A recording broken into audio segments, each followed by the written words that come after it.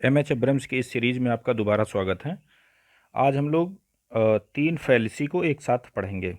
हो सकता है आप अक्सर इसमें कंफ्यूज हो जाते हैं। पहली आपकी ये फैलेसी है अफेक्टिव फैलेसी, दूसरी है इंटेंशनल फैलेसी और तीसरी है आपकी पैथेटिक फैलेसी।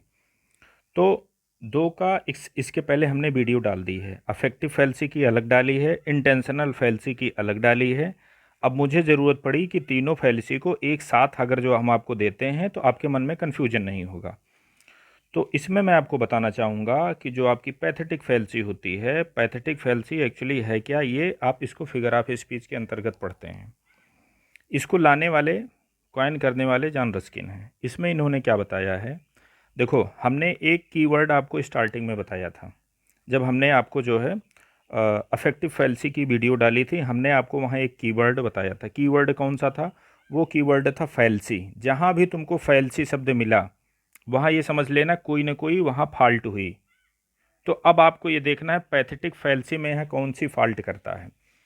तो इसमें फॉल्ट ये होती है कि जो राइटर होता है, राइटर लिखने वाला, ये यहाँ इस टाइप की फॉल्ट करता है कि जैसे मान लीजिए कि ह्यूमन की जो भी इमोशन है, ह्यूमन की इमोशन जैसे आपकी सैड वाली स्पेशली जो है ये पैथेटिक है, तो कहने का मतलब आपकी ज़्यादातर इसमें डीलिंग सैड इमोशन की होती है। लेकिन 100% इसमें यह भी नहीं है कि सैड इमोशन ही आप डील करेंगे, ज़्यादातर इसमें आपकी सैड इमोशन ही आती है इसके अंतर्गत। अब इसमें कभी क्या करता है, कब ये करता है कि जैसे मान लीजिए ह्यूमन इमोशन एक क्या है आपका, सैडनेस है। अगर जो और ये सैडनेस किस में होता है? ह्यूमन में होता है। अगर जो यही सैडनेस आप एक ट्री में दिखा दें कि ट्री सैड हो गया, ठीक, या सी सैड हो गया मतलब समुद्र सैड हो गया, या आप दिखा रहे हैं कि नाव साइड हो गई, तो अब आपने क्या किया, जो ह्यूमन की क्वालिटी थी, ह्यूमन की क्वालिटी या ह्यूमन की इमोशन, वो आपने इसके ऊपर ले जाके जो है निर्जीव चीज़ों के ऊपर आपने डाल दी। अब यही फॉल्ट मानी जाती है। इसी को जॉन रस्किन ने फॉल्ट माना है। फॉल्ट क्या माना है कि जो चीज़ ह्यूमन के लिए बनी है आप उसको जो है गैर इंसानों पर क्यों डाल रहे हैं, यही यहाँ पे फॉल्ट है। और ये फॉल्ट करता कौन है? जॉन रस्किन के अकॉर्डिंग टू ये फॉल्ट आपका जो है कवि करता है, पोएट करता है। अब इसको जो है ये जॉन रस्किन का मानना है। अब आज की डेट में इसको जो है फिगर ऑफ स्पीच के अंतर्गत आप पढ़ते हैं। तो इसमें स्पेशली होता क्या है, आप ह्यूमन की स्पेशली इमोशन और स्पेशली सैड इमोशन, उसका आरोपण आप प्रकृति पे करते हैं। जैसे दुखी समुद्र, दुखी पेड़, या कभी कभी आप इसका जब ब्रॉड सेंस में जाएंगे तो आप कहते हैं कि मेरी कंप्यूटर ने फाइल डिलीट कर दी। तो क्या वास्तव में कंप्यूटर ने फाइल डिलीट की? उसने डिलीट नहीं की। तो फैल ये पैथेटिक फैलेसी का एक क्राइटेरिया यहाँ तक आपका जाता है। लेकिन ये आप ब्रॉड सेंस में जाएंगे, जब इसका आप डीप में पढ़ेंगे, 2-4 रेफरेंसेज आप और देखेंगे तो ये चीज़ मिलती है। ज़्यादातर इसमें आपका यही मिलेगा, इमोशन वाली वर्ब तुमको मिलेगी। जैसे अगर जो सेंटेंस तुम्हारा अगर जो एक्शन वाला है, जैसे उस सेंटेंस में वर्ब दिखाई गई है, तो वो वर्ब ज़्यादातर इमोशन वाली वर्ब होती हैं, स्पेशली सैड इमोशन वाली वर्ब होती हैं आपकी। समझ रहे हैं? जैसे एंग्री वेदर, क्या वेदर एंग्री होगा? नहीं, वेदर एंग्री नहीं होगा। तो राइटर ने वेदर को एंग्री किया, मतलब राइटर ने एक फॉल्ट कर दी। समझ रहे हैं? अब जैसे सैड ट्रीज, ट्री क्या सैड होगा? ट्री में सैडनेस, जैसे ट्री में सैडनेस की फीलिंग नहीं होती है, लेकिन आपने क्या किया, आप कवि हैं, आपने उसको बना दिया, आपने फॉल्ट किया जॉन रस्किन के अकॉर्डिंग टू।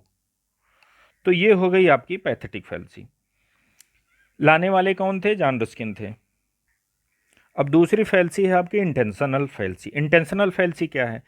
इंटेंशनल फैलेसी, अच्छा सबसे पहले आप इसको देख लो। इसको लाने वाले थे डब्ल्यू के विमसेट और मोनोर ब्रड्सले। ये इंटेंशनल फैलेसी और अफेक्टिव फैलेसी, इन दोनों फैलेसी को लाने वाले यही दोनों महोदय हैं, डब्ल्यू के विमसेट और मोनोर ब्रड्सले। ये दो लोग थे, दोनों फैलेसी के जो है लाने वाले यही माने जाते हैं। और आपका जो पैथेटिक फैलेसी है, पैथेटिक फैलेसी को लाने वाले जॉन रस्किन माने जाते थे। तो पैथेटिक फैलेसी आप समझ चुके हैं। इंटेंशनल फैलेसी में आप कौन सी फॉल्ट करते हैं, कौन सी गलती करते हैं? तो ये फॉल्ट भी जो है ये राइटर की फॉल्ट नहीं होती है। ये फॉल्ट किसकी होती है? ये क्रिटिक की फॉल्ट होती है, क्रिटिक की। ठीक, ऊपर वाले में फॉल्ट किसकी थी? राइटर की थी। यहाँ फॉल्ट किसकी होने जा रही है? ये क्रिटिक की फॉल्ट होने जा रही है। अब इसमें क्या होता है, जैसे मान लीजिए मैं पोएट हूँ या मैं राइटर हूँ, मेरी एक रचना लिखी गई, इस रचना को आपने पढ़ा, आप इस रचना पढ़ने के बाद मेरे जीवन के बारे में आप अनुमान लगा रहे हैं, मेरे इंटेंशन के बारे में अनुमान लगा रहे हैं, और स्पेशली ये इंटेंशनल फैल्सी है, तो आपके राइटर का इंटेंशन ही पकड़ने का प्रयास करती है। अब जैसे आप मेरी कोई पोएम पढ़े, पोएम पढ़ने के बाद आप मेरे इंटेंशन को नापने का प्रयास कर रहे हैं कि इस पोएम में जो इंटेंशन नहीं लिखा है वो इंटेंशन ढूंढा जाता है। वो इंटेंशन, जैसे आप पोएम में जो भी चीज़ें लिखी हैं तो आप बताओगे कि इसकी प्रेमिका ने इसको धोखा दे दिया था, इसी से प्रेरित होकर इसने जो है ये ये पोएम रच डाली, या अब इसमें देखो इसकी ये जो चीज़ व्यक्त की गई है ये चीज़ वास्तव में ये न होकर के ये इसकी प्रेमिका है, और प्रेमिका के लिए इसने यहाँ पे एक ये ऑब्जेक्ट यूज किया है। आप ऐसा करते हैं। आप ऐसा क्यों करते हैं? आप राइटर का इंटेंशन जानने का प्रयास कर रहे हैं, जो कि इस पोएम में, इस रचना में नहीं दिया है। तो जो चीज़ नहीं दी गई है वो टेक्स्ट पढ़ करके आप अनुमान के आधार पर आप जो है कुछ गेस करके उसको निकालने का प्रयास करते हैं, लेकिन आप वो गलत प्रयास करते हैं। तो इंटेंशनल फैल्सी में आप इंटेंशन राइटर की सही से नहीं पकड़ पाते हैं, आप इसकी फॉल्ट करते हो। और ये काम करता कौन है? ये काम क्रिटिक करता है। जैसे क्रिटिक का ही तो काम है कि किसी की पोएम की जो पोएम के बारे में वो बताए, या तो उसका इंटरप्रिटेशन करे, या तो उसमें जो है निहित चीज़ों को वो जो है मतलब ला करके आपके सामने प्रस्तुत करे। तो ये सब काम जो है आपका क्रिटिक का ही होता है। तो ये फॉल्ट आपकी क्रिटिक की हो गई। दूसरी आपकी कौन सी आती है? अफेक्टिव फैल्सी। अफेक्टिव फैल्सी क्या होता है? अफेक्टिव फैल्सी ये होता है,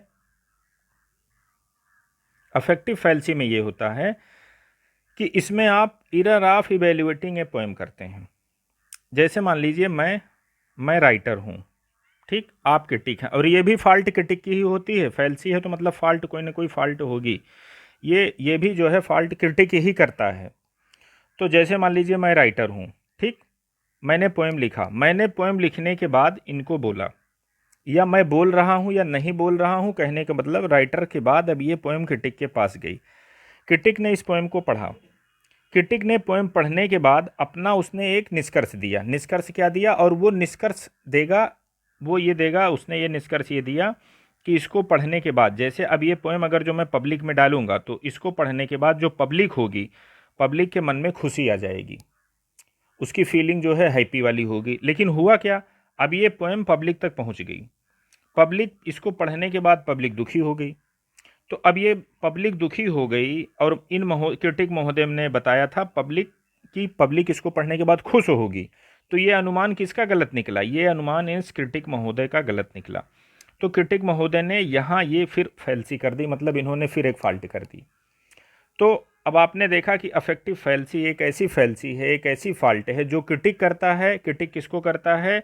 वो पोएम के इवैल्यूएशन में करता है, कि पोएम का वो सही से मूल्यांकन नहीं कर पाता है। स्पेशली कौन सी evaluation? Emotional evaluation. Emotional effect reader पे क्या पड़ेगा वो सही से नहीं बता पाता है। कि पोएम, जैसे मान लीजिए मैंने पोएम लिखा और आप क्रिटिक हैं, मैंने आपको जो है वो पोएम दे दी कि लो भैया इसको पढ़ो, और आप बताओ कि ये पोएम जब रीडर लोग पढ़ेंगे तब उनके मन में कैसी फीलिंग आएगी। तो आप उस पोएम को पढ़े और बताए कि इसको पढ़ने के बाद रीडर खुश हो जाएगा। मैंने पोएम सप्लाई करवा दी रीडर के पास, रीडर पढ़े, रीडर दुखी हो गए। तो अब ये फॉल्ट क्रिटिक महोदय की मानी जाएगी कि आपको जो एक काम दिया गया था आप उस काम करने में असक्षम रहे। और वो कौन सा जो है असक्षमता उनकी होती है? वो इमोशनल इफेक्ट को जज नहीं कर पाते हैं। किसका इमोशनल इफेक्ट? तो पता चला पढ़ने वाले का इमोशनल इफेक्ट वो सही से जज नहीं कर पाता है क्रिटिक। ठीक, अब तीनों को एक साथ हम इसका जो है नीचे समराइज कर लेते हैं। अब इसमें देखिए, अफेक्टिव फैल्सी ये लाने वाले मोनोर डब्ल्यू के विमसेट और मोनोर सी ब्रिडसले। इंटेंशनल फैल्सी को लाने वाले भी यही हैं। पैथेटिक फैल्सी को लाने वाले आपके जॉन रस्किन हैं। अफेक्टिव फैल्सी में आप क्या करते हैं? एरर ऑफ इवैल्यूएटिंग पोएम करते हैं। आप जो है पोएम का सही से मूल्यांकन नहीं कर पाते हैं कि रीडर के उसके ऊपर इसका कौन सा प्रभाव पड़ेगा। अब इंटेंशनल फैल्सी में क्या होता है? और अच्छा, ये अफेक्टिव फैल्सी की फॉल्ट कौन करता है? ये फॉल्ट करता है क्रिटिक। इंटेंशनल फैल्सी की फॉल्ट कौन करता है? ये भी फॉल्ट करता है क्रिटिक। अब इंटेंशनल फैल्सी में क्या करता है, राइटर के इंटेंशन को सही से नहीं पकड़ पाता है कि राइटर का पोएम को लिखने के पीछे क्या इंटेंशन रहा होगा, ये इसका अनुमान नहीं लगा पाता है टेक्स्ट को देख करके। ये भी क्रिटिक की फॉल्ट मानी गई। अब ये जो तीसरी आपकी फॉल्ट है पैथेटिक फैल्सी, इसको जो है इसमें राइटर की फॉल्ट मानी जाती है कि राइटर ह्यूमन की इमोशन को निर्जीव चीज़ों पर डाल देता है। कहने का मतलब जैसे ट्री को सैड कर देगा, ट्री को हैप्पी कर देगा, सी को सैड कर देगा, सी को हैप्पी कर देगा। तो ये तीनों का एक साथ आपने जो है अध्ययन किया है, यही तीनों का है। अब इस वीडियो को यहीं तक रखते हैं, और अगर जो ये वीडियो आपको पसंद आई होगी आप चैनल को सब्सक्राइब कर लीजिएगा और लोगों को भी आप इसको रिकमेंड कर दीजिएगा। फर्दर मैं अच्छा, और अगर जो आप टॉपिक पे चाहते हैं, जैसे आपको और कोई टॉपिक परेशान करता हो, चाहे वो ग्रामर का हो, चाहे टर्म्स का हो, चाहे लिटरेचर का हो, आप कमेंट सेक्शन में हमको सूचित करिए, हम नेक्स्ट वीडियो उसी पर देंगे। थैंक्स।